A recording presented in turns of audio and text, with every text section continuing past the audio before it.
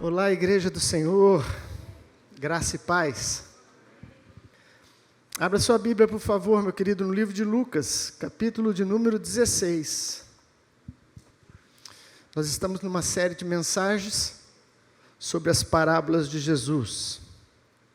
Eu confesso que achei que ia ser uma série bem tranquila, no sentido de mensagens fáceis, sem muita controvérsia, sem muito ter que aprofundar para não cometer nenhum erro teológico, mas eu estava enganado. Tem parábolas que bem profundas, que precisa de muito discernimento espiritual e que tem muita controvérsia. Hoje nós vamos ver uma delas, uma parábola importantíssima. Ela é tão importante que ela mexe com vários segmentos da fé e mexe com as estruturas teológicas de algumas igrejas. Eu vi um pastor muito conhecido, ele é um pastor adventista, não vou citar o nome, mas muito conhecido, está nas mídias, e ele tentou explicar essa parábola, de todo jeito, para tentar costurar ela, para tentar encontrar dentro dessa parábola alguma coisa que não destruísse a sua teologia de vida após a morte, do sono depois da morte, mas ficou complicado para ele, confesso que ficou complicado, porque ela é muito clara, acerca dos pontos em que Jesus traça aqui nessa parábola. Está em Lucas 16, o versículo é 19 ao 31. Lucas 16, versículo do 19 até o 31. Diz assim na minha versão, que é a NVI: havia um homem rico que se vestia de púrpura e de linho fino e vivia no luxo todos os dias. Diante do seu portão fora deixado um mendigo chamado Lázaro, coberto de chagas. Ele ansiava comer o que caía da mesa do rico, e até os cães vinham lamber as suas feridas. Chegou o dia em que o mendigo morreu, e os anjos o levaram para junto de Abraão. O rico também morreu e foi sepultado. No Hades, onde estava sendo atormentado, ele olhou para cima e viu Abraão de longe com Lázaro ao seu lado. Então chamou: pai Abraão, tem misericórdia de mim e manda que Lázaro molhe a ponta do dedo na água e refresque a minha língua, porque estou sofrendo muito neste fogo. Mas Abraão respondeu: filho, lembre-se que durante a sua vida você recebeu coisas boas, enquanto que Lázaro recebeu coisas más. Agora, porém, ele está sendo consolado aqui e você está em sofrimento. E além disso, entre vocês e nós há um grande abismo, de forma que os que desejam passar do nosso lado para o seu, ou do seu lado para o nosso, não conseguem. E ele respondeu: então eu te suplico, pai, manda Lázaro ir à casa de meu pai, pois tenho 5 irmãos. Deixa que ele os avise, a fim de que eles não venham também para este lugar de tormento. Abraão respondeu: eles têm Moisés e os profetas, que os ouçam. Não, pai Abraão, disse ele, mas se alguém dentre os mortos fosse até eles se arrependeriam. Abraão respondeu: se não ouvem a Moisés e aos profetas, tampouco se deixarão convencer, ainda que ressuscite alguém dentre os mortos. Pai santo e querido, mais uma vez, estamos diante da Tua santa palavra, esperando, Senhor, que o Teu Espírito a vivifique em nossos corações. Faça a Tua obra, Senhor, nesta hora, e a todo tempo que alguém tiver contato com essa ministração, em nome de Jesus. Amém. Olha, esta é uma lição, uma parábola, um ensino de Jesus, mas muito importante, que traz uma clareza num assunto tão difícil de ser tratado. Porque, como dizem lá fora, ninguém nunca voltou da morte para nos falar como que é. Vocês já ouviram isso? Você fala sobre a morte para as pessoas, fala, olha que depois da morte e tal. Não, nunca vi alguém voltar para me falar como é que é. E esse texto é tão importante que alguns teólogos classificam ele como uma parábola e outros teólogos não classificam como uma parábola. E classificam ele como um ensino de Jesus. Um ensino, assim, direto, sem figuras. Por que alguns chegam a essa conclusão? Porque em nenhuma parábola Jesus dá nome aos personagens. E nessa, de uma forma exclusiva, ele dá nome ao mendigo que morre. E o nome dele é Lázaro. Lázaro. Que significa Deus é meu auxílio. Lázaro, então, tem um nome, uma identificação. É lógico que esse Lázaro não tem nada a ver com o Lázaro lá de Betânia, que Jesus o ressuscita depois de 4 dias de morto. Mas talvez, quem sabe, Jesus estava de forma proposital dando este nome a este mendigo para trazer uma luz sobre alguém que viria da morte, para testemunhar sobre a ressurreição e o livramento do Senhor, que foi o que aconteceu com Lázaro, irmão de Maria. Mas o fato é que essa parábola, como eu disse no começo, teologicamente falando, ela destrói alguns pensamentos, ela mexe com algumas estruturas teológicas. E este pregador que eu vi, adventista, que estava tentando explicar essa parábola de alguma maneira, ele usou vários textos do Antigo Testamento, porque disse Salomão, porque disse Moisés, porque disse Davi, e disse, está escrito lá.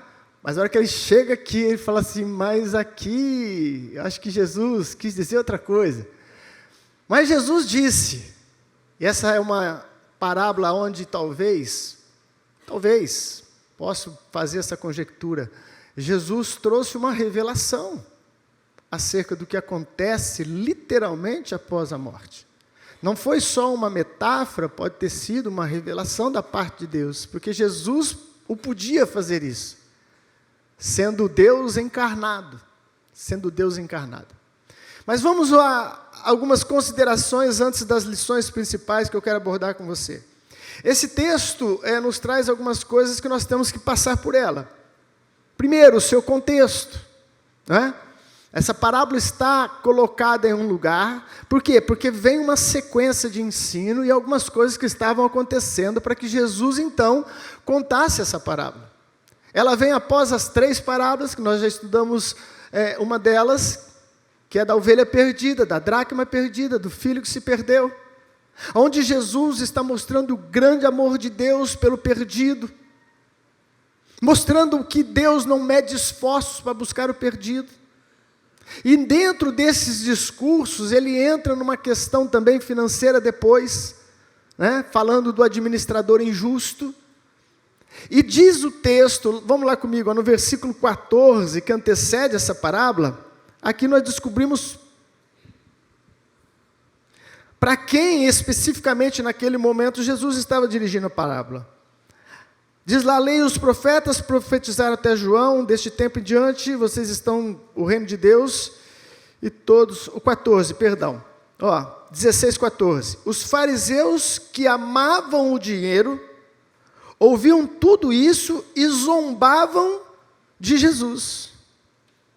Os fariseus que amavam o dinheiro, a posição, os bens materiais, ouvindo todos esses ensinos que Jesus deu antes sobre salvação, sobre a necessidade de desapegar da parte do dinheiro que dominava o coração deles, eles ainda zombaram de Jesus.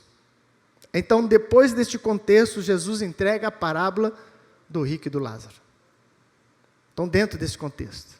Os primeiros que Jesus dirigiu essa parábola era para os religiosos da época. Como Jesus trabalhou com os religiosos da época. Como Jesus combateu a ideia da religião como uma segurança para entrar no céu. Jesus foi muito enfático com relação a isso, todo o seu ministério, em quase todos os seus ensinos, ele combate a religiosidade sem vida. E sabe por que Jesus faz isso? Porque a religião por si só, quando não se apercebe, ela te conduz a esse estado mental de forma quase que automática. É por isso que Jesus se empenhou muito em alertar os religiosos, e nós também temos que fazer o mesmo com a Igreja Santa do Senhor Jesus, porque a tendência, meu querido, é a gente ir se acomodando e achar, o céu está garantido, eu faça ou não faça, eu viva ou não viva, o meu lugar está lá, tem uma cadeira reservada para mim, ninguém tira, ninguém toma. E a gente vai sentando nas nossas imperfeições, ao invés de esmurrarmos a nossa carne, e temos uma vida de acordo com a perfeita vontade de Deus. Algumas coisas importantes que a gente tem que aprender aqui, porque Jesus está dizendo de forma clara. Primeira, que a questão de ser rico ou ser pobre não garante o céu. Parece até contraditório, porque você deve estar pensando aí, não, bispo, acho que é o contrário.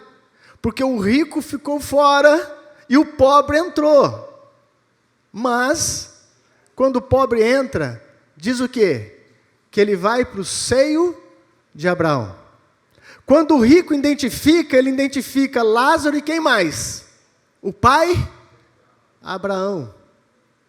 E este homem chamado Abraão, era um dos homens mais ricos sobre a terra. Está lá em Gênesis capítulo 13, versículo 2.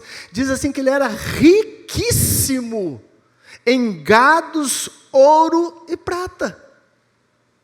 Este Abraão que recebe a Lázaro é exatamente o contrapeso dessa equação, porque rico entra sim no céu, e pobre também entra no céu, porque para entrar no céu não tem nada a ver com ter dinheiro ou não ter dinheiro.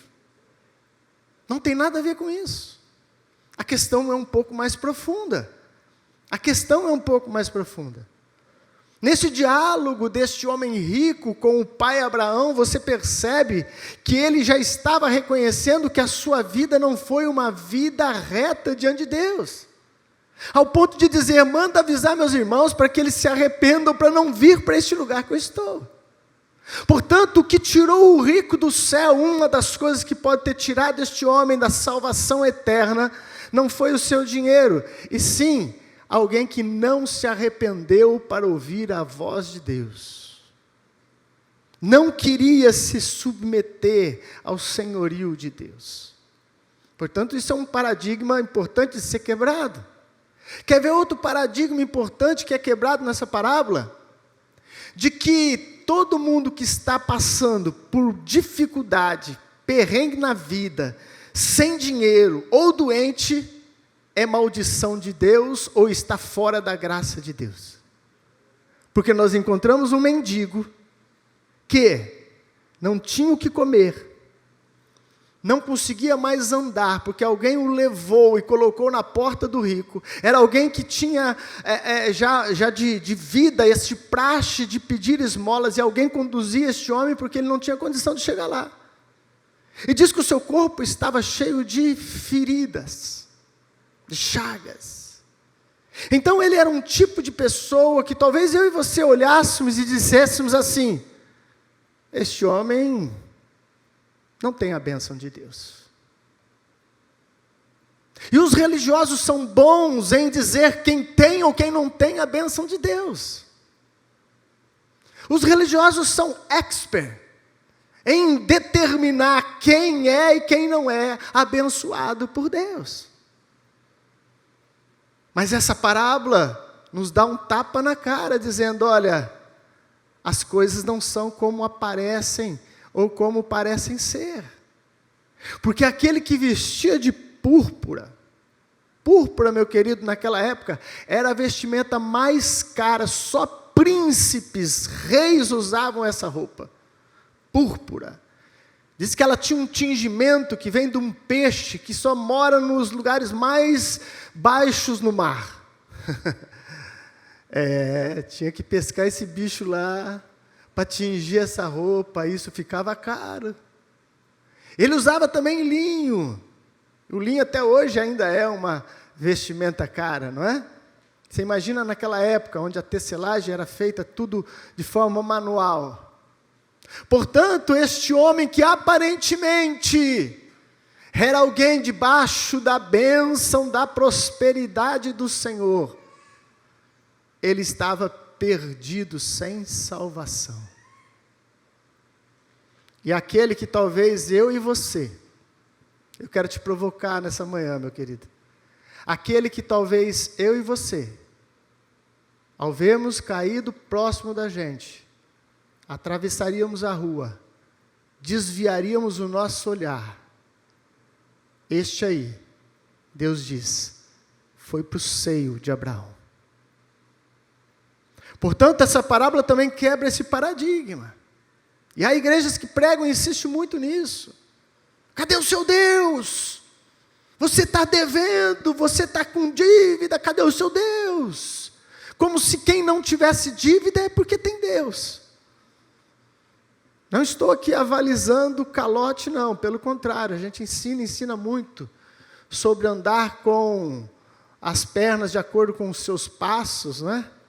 Não fazer loucura na vida. Eu tenho ensinado muito sobre isso, né? Gastar o quanto você pode, não ser iludido pelas vitrines da vida, pelas palavras mágicas, promoção. Essa palavra é interessante, né? Eu vou estudar essa palavra um dia, promoção. Não, mas eu tenho que pegar, é promoção. Portanto, também quebra esse paradigma importante.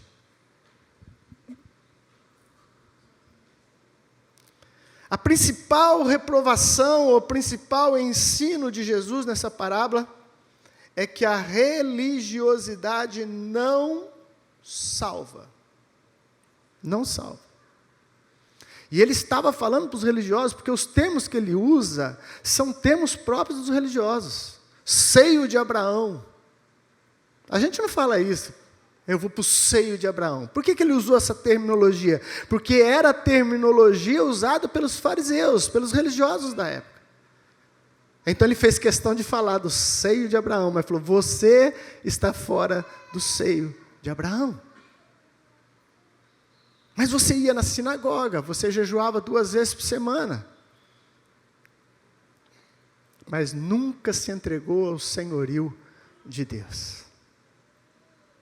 Feito essas observações importantes, eu quero tirar 3 lições práticas para a minha vida e para a sua, nessa oportunidade que Deus nos concede.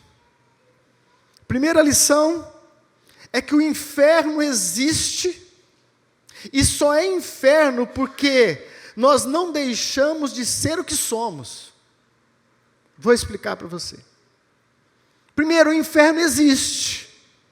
Ele existe. Jesus disse que o inferno existe.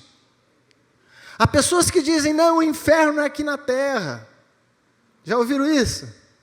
Se o inferno fosse na terra, a vida terrena seria a coisa mais injusta que haveria na face da terra. Por quê? Porque eu conheço muita gente desonesta, ladrão, roubador, adúltero, e que vive uma vida regalada. Que inferno é esse? Que inferno é esse? Está lá comprando um vinho de 30 mil reais para um jantar da noite. Já pensou num vinho de 30 mil reais? E tem, gente. Pasmem, mas tem vinho de 30 mil reais. Talvez esse vinho você tinha que tomar ele de conta-gota, né? Uma gotinha, tim, tá bom por hoje. Mas não, é consumido em um jantar. É em um jantar. Se o inferno fosse na terra, seria a coisa mais injusta, porque eu conheço muita gente boa, muita gente de Deus, que está lutando mesmo, para manter a sua casa, para colocar o alimento, para educar os seus filhos, para conduzir de forma reta neste mundo. Portanto, o inferno não é aqui. Jesus disse que o inferno chega na vida deste homem rico depois que ele morre. Depois que ele morre.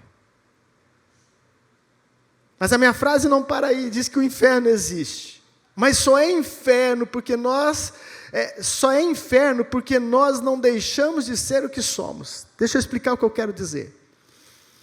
Sabe por que as pessoas muitas vezes se matam? Se suicidam? Tivemos um fato horrível lá em São Joaquim da Barra, semana passada. Um filho de um membro da igreja, de 18 anos, tirou a sua própria vida. 18 anos de vida. 18 anos. Estudando fora, né, os pais não conseguiam acompanhar, estudando na cidade de Jabuticabal, eles são de São Joaquim. E depois vieram a descobrir que ele estava envolvido nesses jogos eletrônicos, tipo aquele jogo da baleia azul, já ouviram disso?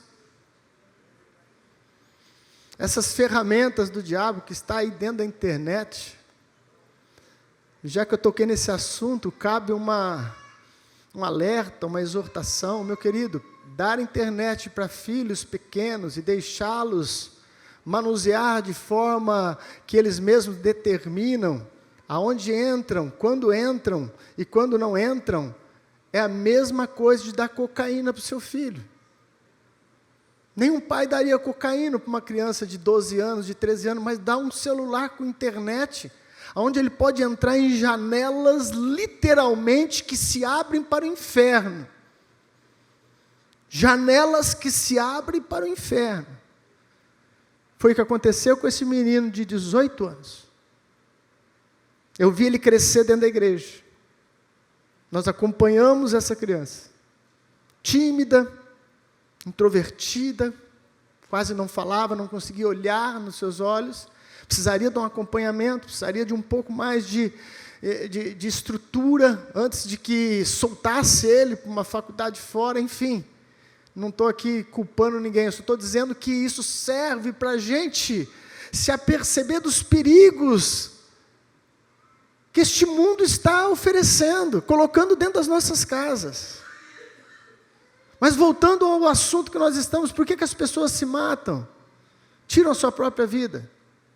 Porque a maioria deles, salvo algumas exceções, acham que com a morte vão se livrar da dor, do sofrimento.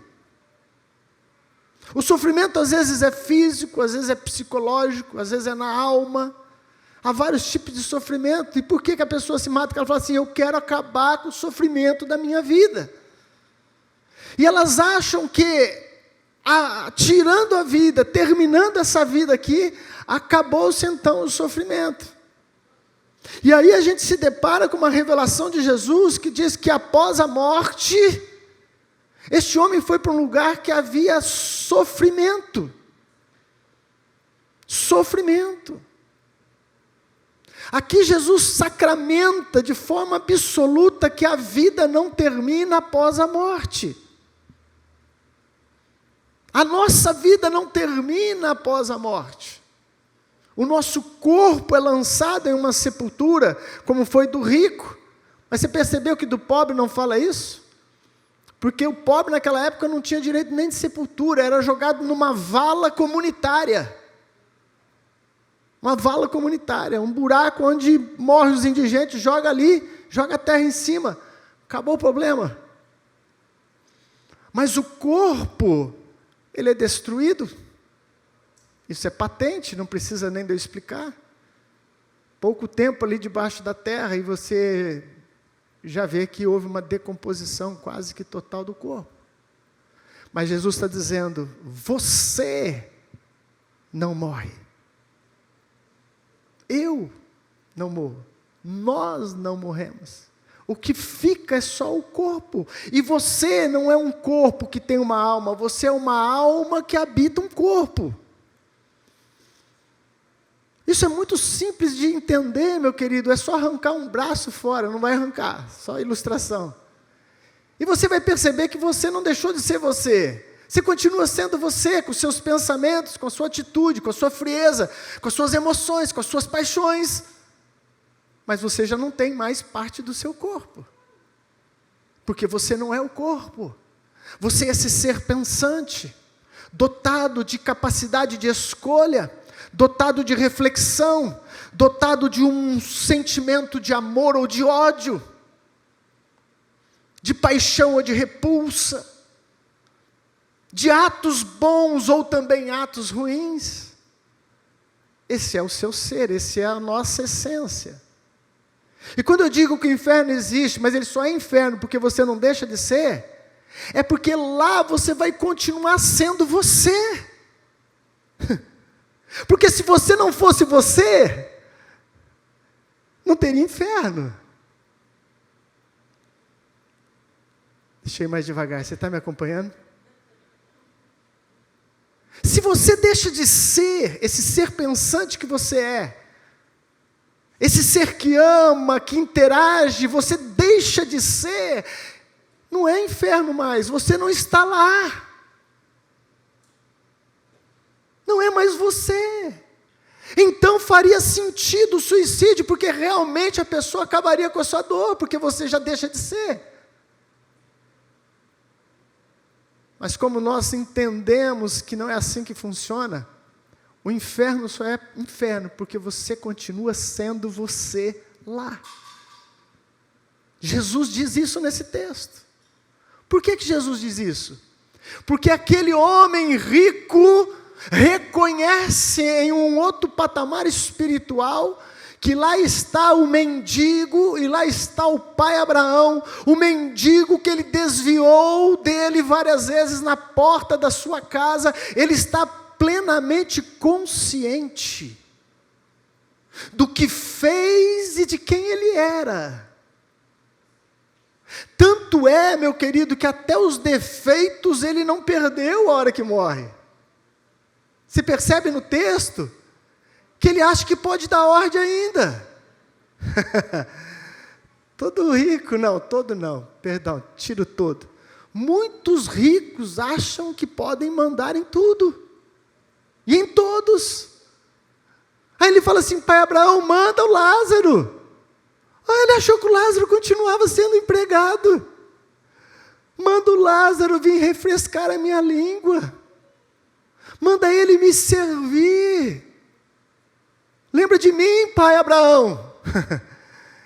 Eu sou aquele lá, da sinagoga, que deu ofertas grandes na sinagoga. Até os defeitos ele permaneceu no seu ser, porque é ele mesmo quem está lá. Segunda coisa que eu percebo é que ele se apercebe que ele deixou de praticar o que deveria praticar. Ao ponto dele falar: olha, então, vamos fazer o seguinte. O senhor manda que o Lázaro ressuscite e volta lá para avisar minha família. Eu tenho ainda 5 irmãos, para que eles não venham para o lugar onde eu estou, mas se arrependam. O que estava acontecendo ali? Um conhecimento da perfeita realidade da vida. No nosso popular antigo, quem é da minha época, caiu a ficha. Você riu, né, Paula? Mas você também já pôs muita ficha no telefone público. Quando caía a ficha, é que sinal que a pessoa lá do outro lado aceitou a ligação, né? Aí a ficha caía. Se ela não aceitasse, puxava a ficha de volta. Tinha alguns que caía mesmo sem a pessoa aceitar, mas dava soco naquele orelhão. Devolve minha ficha. Mas não tinha jeito. Devolve minha única ficha. Caiu a ficha dele.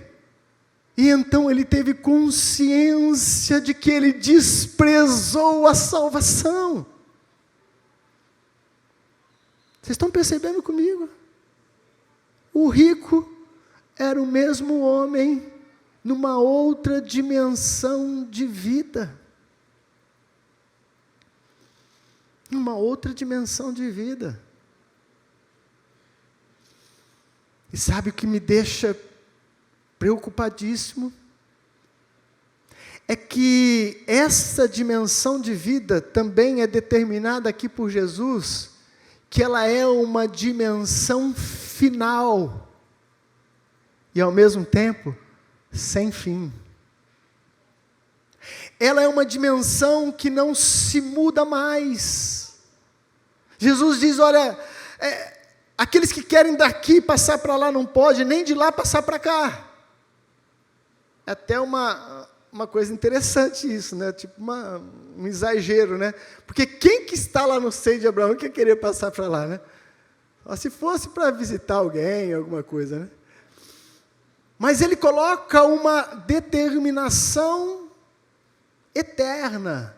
Não é possível mais mudar este quadro. Quem está aqui não pode ir lá. Quem está lá não pode vir para cá. Isso derruba a teologia do purgatório da Igreja Católica, que após a morte a pessoa fica num lugar intermediário, e neste lugar intermediário ainda haveria uma suposta chance. É por isso que muitos católicos oram pelas pessoas que já morreram, e acendem velas para elas. Por que eles acendem velas? Para que a luz chegue aonde eles estão. Eu também já acreditei nisso uma vez na vida, né? Mas é completamente incompatível. Não cola, né? Não cola, mas nós acreditamos por muito tempo em coisas que não colam, né? Como é que uma vela aqui vai iluminar alguém que está numa outra dimensão de vida? Impossível. Impossível. Mas quebra também esse paradigma. Não tem lugar intermediário. Ou está lá, ou está lá. Sabe a parte mais triste disso, meu querido? É que esse lugar é eterno. Como é que eu posso dizer para você o que é eterno? É difícil definir eternidade, não é? É muito difícil definir eternidade. Mas tipo assim, você tira 1 milhão de anos da eternidade e ela continua sendo eternidade. Nossa, mas eu tirei 1 milhão de anos. Ela continua sendo eternidade. A eternidade não tem tempo. O tempo é nosso, o cronos é nosso. Que estamos debaixo de um sistema de noite e dia. Mas lá é eterno, não tem tempo. E sabe o que é pior nisso, meu querido? Eu quero hoje te despertar com a graça de Deus. Quando uma pessoa tira a sua própria vida, porque geralmente ela quer aliviar a sua dor, em quase todos os quadros, amados, que você vê de suicídio, você vai olhar o histórico, e o histórico diz que essa pessoa estava em uma depressão profunda, em uma dor profunda, numa perda profunda, alguma coisa que ela queria alívio. Isso é quase que 100%. Nós vamos trabalhar com 90%. Essa pessoa que quer este alívio, ela busca a morte. Mas quando ela se depara e entra num lugar desse, que é a perdição eterna, além dela não ter o alívio, ela não tem um alívio nunca mais. E isso é terrível. Bispo, define para mim o que é inferno. Não acredito num fogo que não se apaga e fica queimando as pessoas. Não estou discordando da Bíblia, estou achando que só que é figurado, né? Como é que Deus ia expressar um lugar tão terrível? Então, talvez, para que a gente pudesse entender, Ele usa expressões que a gente entende. E uma das expressões que a gente entende é que o fogo, quando queima, dói demais. Quem já foi queimado aí, nem se for o dedinho, não é? Não dói demais? Você não tira ele na hora? Agora, você imagina um fogo que queima e nunca se apaga. Mas aí você fala assim, mas pelo menos, assim como um graveto, quando o fogo consome por inteiro e ele para de ser consumido, cessa o fogo. Não é assim? Pega um pau, põe fogo nele, vai queimar ali, vai queimar. A hora que ele acabar com aquela poder dele de queimar aquela madeira, o fogo vai parar e a madeira vai parar de queimar. Mas lá, o fogo não se apaga e você não morre. Olha que coisa terrível, você não morre. Em Apocalipse diz que nos últimos tempos os homens vão desejar a morte, mas a morte fugirão deles. Então você está num lugar que é definitivo, que não tem mais volta, e que o sofrimento vivido ali não tem fim. Vou definir inferno para você, na minha concepção. Inferno é uma vida sem fim, que nunca mais você experimenta tudo de bom que você gostaria de experimentar nessa vida. Vamos destacar algumas? Paz, alegria, amor, comunhão, carinho, graça, presença do Espírito Santo. Pensa aí, meu irmão, pensa comigo, o que você acha que é muito bom nessa terra? Comida, que te traz aquela satisfação muito boa. O inferno é um lugar que não tem fim, e que todo sentimento contrário a esse nunca cessa. Quando a gente tem alguma coisa, quando é pequeno, uma dor, sempre fica o consolo da mãe. Vai passar, filho. Não é assim? Vai passar. Depois a gente se torna adultos, crentes no Senhor Jesus, e passamos por lutas, por tempestades, mas aí você encontra na Escritura, à noite, o sofrimento pode durar uma noite, mas a alegria vem pela manhã. E quando a gente lê isso em meio ao sofrimento, há um conforto, porque você sabe que vai passar. Você sabe que é temporário, você sabe que vai ser mudado este quadro. Quer seja o quadro de dor da perda de alguém, quer seja uma dor da alma, e você fala, não, vai passar. E você se lembra da voz da sua mãe dizendo, filho, vai passar, filho, vai passar. Mas no Hades, no inferno, não vai passar. E o que é inferno? É saber que essa situação terrível não passa mais, não termina. Meu irmão, existe pior inferno do que esse? Existe pior inferno do que esse? Você pode descrever algum lugar pior do que você estar num sofrimento de alma, de ser, e saber que nunca mais acaba? Isso é inferno. Isso é inferno. Portanto, o inferno existe, porque eu e você não deixamos de ser. Você vai continuar sendo você. Triste notícia. Segunda lição que eu aprendo nesse texto, é que ele então pede para o pai Abraão, manda Lázaro lá, ressuscita ele, né? Aí ele vai falar para os meus irmãos, aí eles vão acreditar, porque alguém que saiu da morte veio anunciar. Jesus falou assim, olha, se eles não ouvem Moisés e os profetas, tampouco ouvirão alguém que sair do túmulo. Isso foi quase que profético também, porque Jesus venceu a morte e ressuscitou. Saiu do túmulo para anunciar a vitória eterna. Mas o que os fariseus, os religiosos fizeram? Mentiram. Roubaram o corpo de Jesus, subornaram os guardas. Nem voltando da sepultura eles conseguiam acreditar na salvação que Deus havia providenciado. Mas a segunda lição que eu aprendo, é essa lição que Abraão fala. Eles têm Moisés e os profetas, em outras palavras, eles têm as Escrituras. Não havia Novo Testamento, havia o Antigo, que nós chamamos hoje, né, o Antigo Testamento, que era o Pentateuco, que eram os livros poéticos e os livros proféticos. Resumindo para você, Moisés simboliza a lei, que mostra que nós não podemos ser salvos por nós mesmos, porque somos pecadores. E os profetas apontam para o Salvador. Mas virá um nascido de mulher. Aleluia. Os profetas trazem a notícia do Messias. Portanto, ele diz, se eles não ouvirem os profetas, se eles não ouvirem Moisés, se eles não atentarem para a palavra de Deus, não tem solução. É a única forma. Deus não vai mandar anjo, meu querido.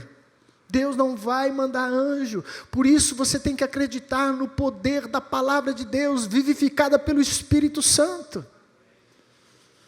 Quando você for pregar para alguém, deixa eu te dar um conselho.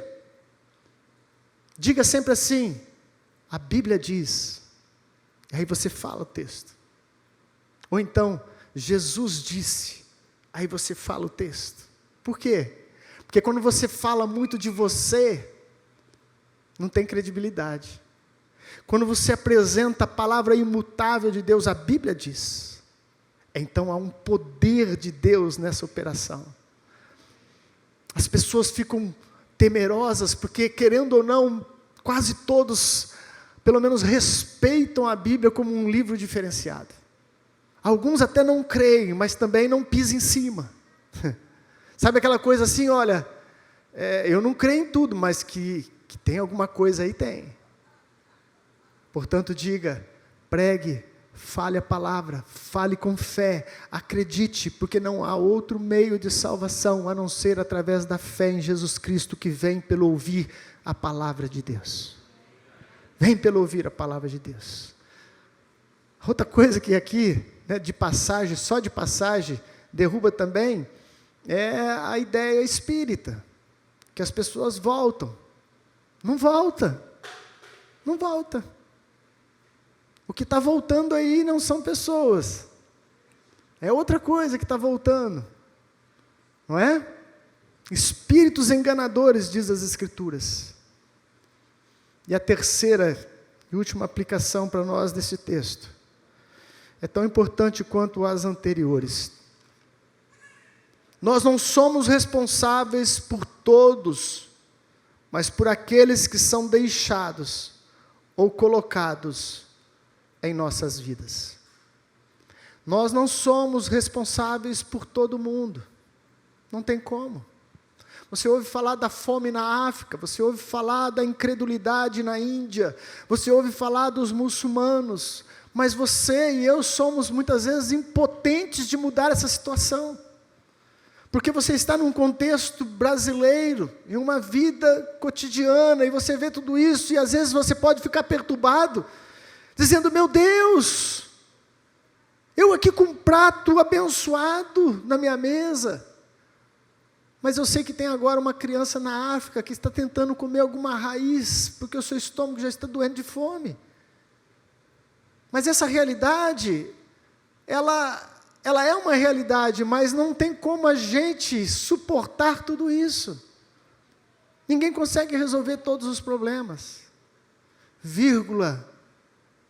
Mas aqueles que foram deixados no seu caminho, ou foram colocados na sua trajetória, esses você e eu temos responsabilidade sobre eles. Este rico talvez não poderia mudar o mundo, mas diz as Escrituras, e nós lemos, que era levado, este homem era carregado, era levado e colocado na porta dele, todos os dias. E diz o texto, que esse homem queria comer as migalhas da mesa do rico, mas nem isso ele dava. Diz o texto que esse homem tinha feridas no corpo, e que os cães vinham lamber. Eu não sei se isso era um curativo, ou se era uma coisa pior. Há alguns que acreditam, apesar de nojento, mas que os cães ao lamberem, as feridas ficavam mais moles e com menos dores. E há aqueles que vão para um outro extremo, dizendo que era uma coisa repugnante, odiosa, mais humilhante ainda, o cão lamber as feridas, mas o fato é, que ele estava na porta do rico. O fato é, meu querido e minha querida, que Deus às vezes permite que pessoas entrem na nossa vida, através de trabalho, através de amigos, através de tantas coisas. Às vezes essas pessoas foram colocadas por Deus. Eu não posso resolver o problema da África, mas eu posso resolver o problema do mendigo que bate na minha porta pedindo um prato de comida. Eu posso socorrer um necessitado. Você pode. Nós podemos. E um dia, nós vamos prestar conta disso tudo. Falo como profeta de Deus hoje na sua vida, segundo as Escrituras. Um dia, nós vamos prestar conta a Deus das pessoas que Ele colocou no nosso caminho. Talvez a gente vai estudar ainda aquela parábola do bom samaritano. Mas por que Jesus deu aquela parábola para eles? O contexto diz o seguinte: Jesus falou, você tem que amar o seu próximo. E aí os fariseus religiosos, de novo, a religião maldita, mas quem que é meu próximo? Falando isso para tirar Jesus mesmo. Quem que é meu próximo? Eu não sei quem que é. Quem que é meu próximo? E Jesus então contou essa parábola do bom samaritano. Todos aqueles 3 que passaram, tinha aquele homem que foi ferido como seu próximo. Por quê? Porque estava no seu caminho. Deus coloca pessoas no seu caminho.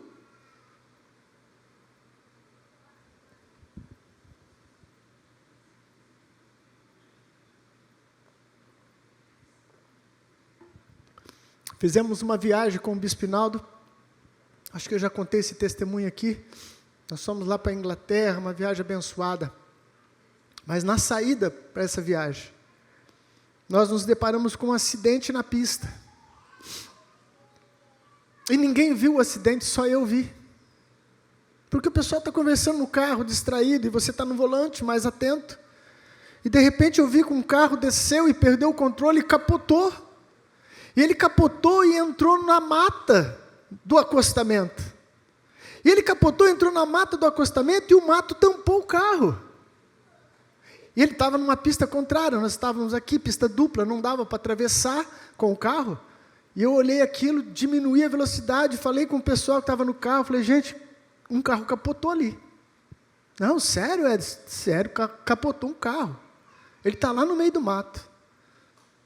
Aí nós com o tempo já em cima, aeroporto, essas coisas complicadas que tem que chegar, senão perde voo. Aí eu diminuí a velocidade, fui andando um pouquinho no acostamento, porque eu pensei, se alguém for lá socorrer, amém, né? Mas ninguém viu, ninguém ia socorrer. Ninguém foi lá. E eu olhei aquilo e falei assim, não, nós temos que fazer alguma coisa. E aí conversando ali, né, entre todo mundo, não, mas nós estamos meio atrasados. Eu falei, não, mas ao mesmo tempo não pode deixar. É verdade, vamos lá, Ed, vamos voltar. Fomos com o carro, pegamos um retorno, voltamos na pista, chegamos lá. Dito e feito, o carro estava ali no meio do mato, tombado, com o teto para baixo. E nós começamos a procurar o motorista, ou quem estivesse dentro do carro, não tinha ninguém. Carro fantasma. Não tinha ninguém, nós olhávamos, falando, não é possível, cadê esse homem, cadê esse homem? A hora que eu percebo um gemido, ele estava debaixo do carro. Debaixo do carro. Já sufocado com o peso do carro em cima dele. E então foi aquela luta, você imagina, só tinha eu e o Bispo Hinaldo de homem. E já chamamos as meninas, a Itel correu, a Carol e tal. E então sei, foi por Deus ali mesmo. Que eu e o Bispo Hinaldo conseguimos erguer o carro. Ixi, é Deus na causa mesmo, né? Nós aliviamos, né? Deixa eu explicar melhor, senão fica aquele testemunho muito exagerado. Nós aliviamos o carro e elas então puxaram o homem debaixo do carro. E conseguimos tirar o homem debaixo do carro. Ele ia morrer ali, gente. Ninguém viu. Olha, para vocês terem uma ideia, a pista estava sendo não arrumada, estava dando manutenção, gente cortando grama, tinha um monte de trabalhadores ali, mas ninguém viu nada. Ninguém viu nada. Aí depois, então, puxamos o homem, banamos o homem e tal, o Bispo Hinaldo orou por ele, repreendeu a morte, e foi uma ação de Deus ali, uma coisa linda, colocou um folhetim evangelista no bolso dele, isso não poderia faltar, né? Vindo do Bispo Hinaldo não poderia faltar, o homem estava quase morto, mas o folhetim já foi no bolso. Uma hora ele ia ler. Quem é o seu próximo? Eu não conheço, ninguém de nós conhece. Não sabemos se converteu, se não converteu, se leu o folheto. Mas este era o meu próximo. Eu vi ele ali, eu não poderia deixar. Mas quantos lá fora, gente, a gente vê, mas faz com que eles sejam invisíveis. Essas pessoas não são invisíveis, gente, elas estão lá. Este rico via aquele homem todo dia, mas não via. Para ele era invisível, aquele homem. Ninguém via ele. Quem o Senhor tem colocado na sua vida para você ajudar? Deixa eu te dar uma má notícia de novo. Geralmente o seu próximo são as pessoas mais difíceis de você ajudar. Geralmente. Porque são pessoas próximas. Você sabe do defeito dele. Não trabalha, é um vagabundo. Agora está querendo dinheiro. Fala da vida de todo mundo. Cansou de falar da minha vida, agora quer uma ajuda. Os mais próximos são os mais difíceis de ser ajudados.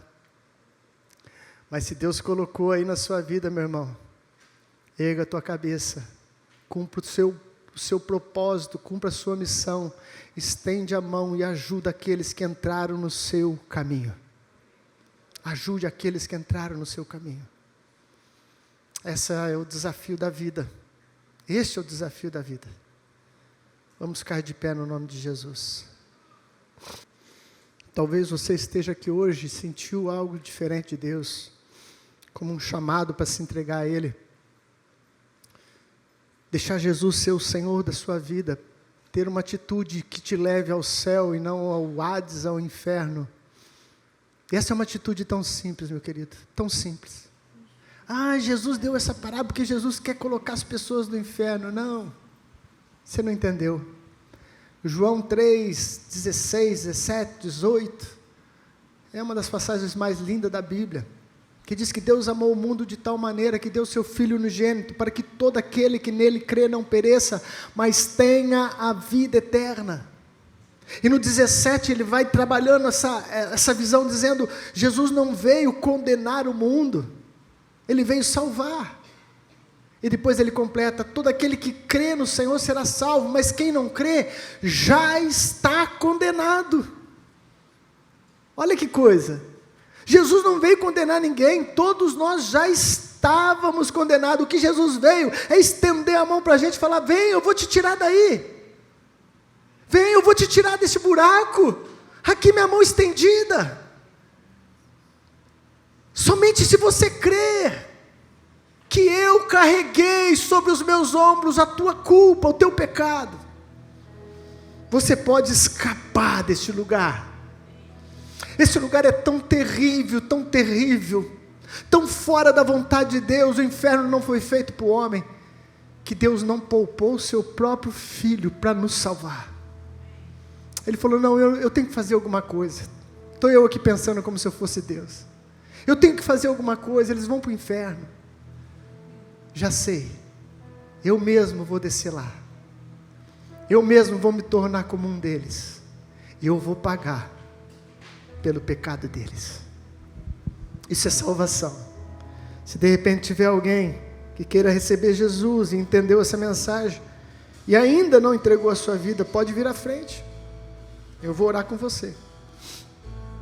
Mas se todos aqui já compreenderam isso, eu vou te desafiar em outra coisa. Quero fazer uma conjectura aqui agora. Imagine, se realmente as pessoas no inferno, literalmente como diz esse texto, conseguem ver quem está no céu. Esse texto não fala que Lázaro viu o homem rico no inferno, mas diz que o homem rico viu a Lázaro e o pai Abraão. Eu vou conjecturar com você. Já pensou se aquele dono da padaria que você toma café todos os dias lá, não conhecer Jesus e for para o inferno, E lá do inferno ele te vê, você lá no céu. E fala, olha lá. Olha o Éder, ele está no céu. Mas ele tomava café todo dia comigo na padaria e ele nunca me falou dessa salvação. Olha lá a Maria está no céu. Mas ela cortou meu cabelo a vida toda. Mas ela nunca me falou da salvação. Sabe, meu querido,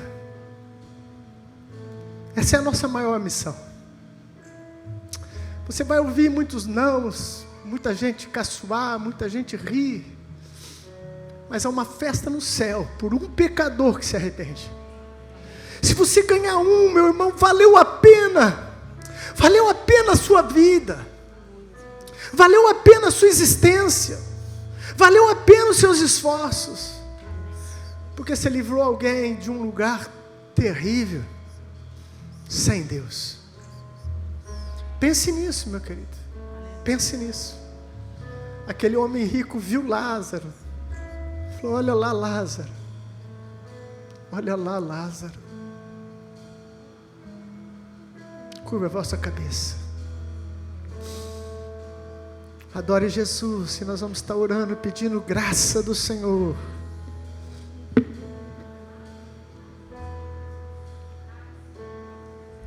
Jesus, quero declarar teu nome sobre toda mente e coração, pois sei que existe paz em tua presença. Clamo, Jesus.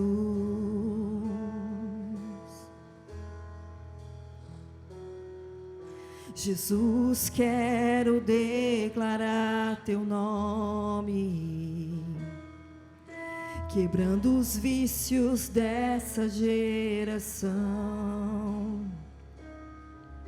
Declaro que a esperança e liberdade. Clamo, Jesus.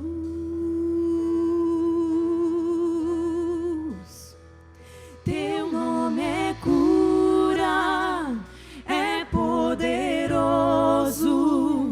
Teu nome é vida.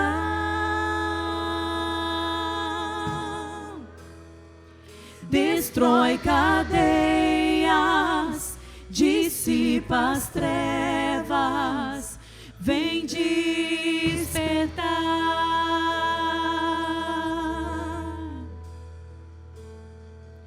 Jesus, quero declarar teu nome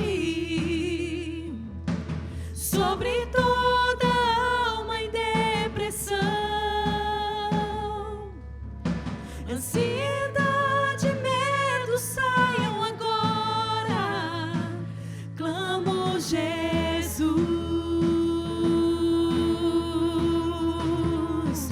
Teu nome é cura, é poderoso. Teu nome é vida.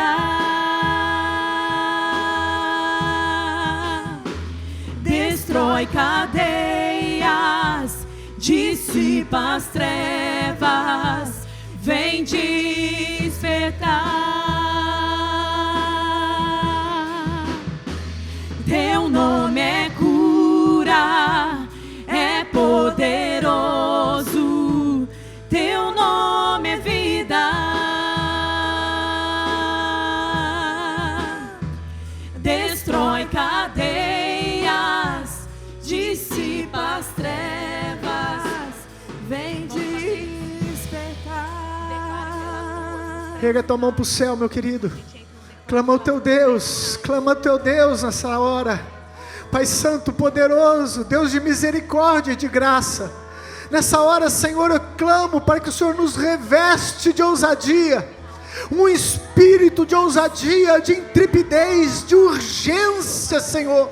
Em direção àqueles que o Senhor coloca nos nossos caminhos. Em direção daqueles, ó Deus, que estão na nossa porta, estão na nossa vida, estão na nossa empresa, estão, Senhor, na nossa escola, na nossa amizade. Senhor, dai-nos coragem para falarmos da Tua palavra, pois a Tua palavra é poderosa para salvar. A Tua palavra é poderosa para salvar, Senhor. Confronta-nos no nosso homem interior. Leva-nos, Senhor, a uma vida de retidão e piedade. Leva-nos, Senhor, a ouvir a Tua voz. A ouvir a Tua voz que diz: estive com fome e você não me deu de comer. Eu estive com sede, mas você não me deu de beber. Oh, Espírito Santo. Senhor. Declare pelas ruas o nome de Jesus. Sobre a escuridão Ele vai trazer a sua luz. Sobre sua família clame o santo nome Jesus.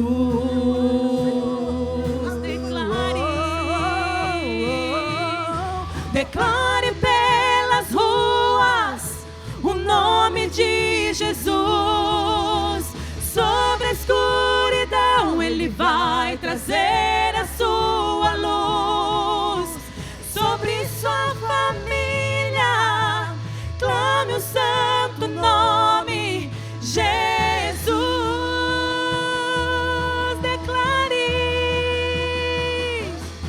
Declare pelas ruas o nome de Jesus.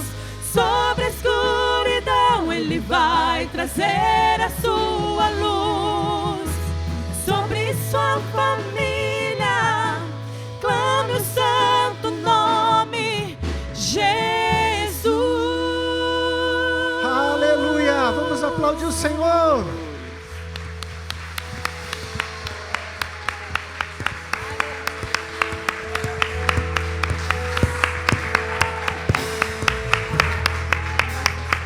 Aleluia! A sua igreja é o exército do Senhor na terra. Desperte, igreja. Tem gente esperando você, às vezes na sua porta. Erga a tua mão para o céu. Que o grande amor de Deus Pai, a graça do nosso Senhor Jesus Cristo e a doce presença do Espírito Santo esteja conosco e com todo o povo de Deus, hoje e para sempre. Amém. Deus abençoe a sua vida. Vá em paz.